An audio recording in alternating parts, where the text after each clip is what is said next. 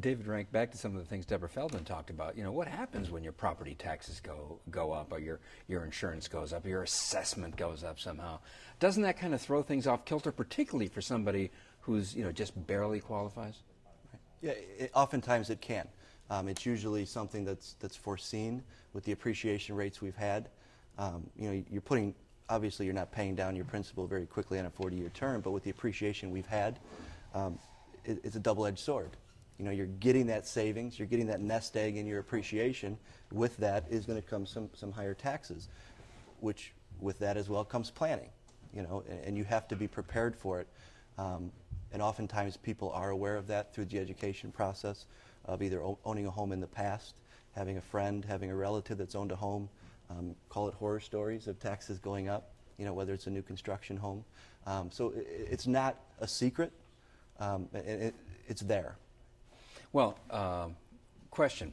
If home ownership becomes accessible to a lot more people, maybe some of them who just are now barely qualifying, might that have the impact of creating higher demand, higher prices of homes, and in a way sort of defeating its own purpose, Mary Umberger? That's what the critics that I talked to said, that it's a catch-22. You put a certain amount of money in people's hands and to buy a home, and they're probably going to spend all of it.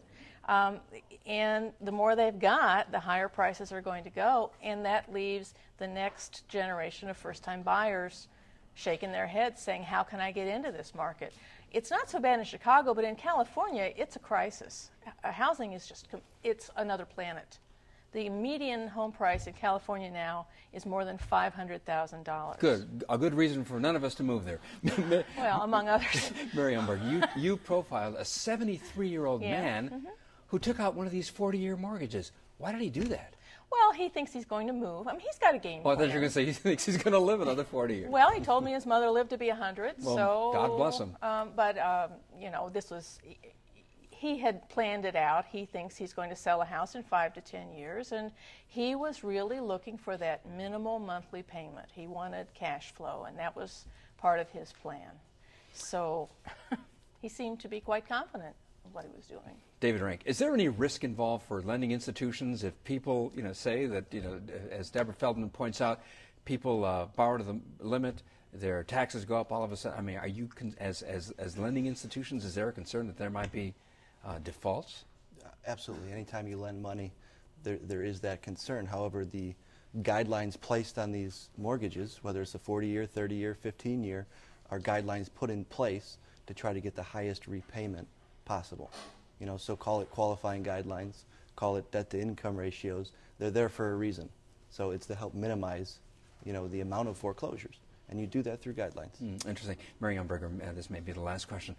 If Fannie Mae goes ahead and gives a green light to this, and more institutions, you know, there's one in Vernon Hills that's participating, and if institutions start offering this as an option, how big a demand do you think there'll be?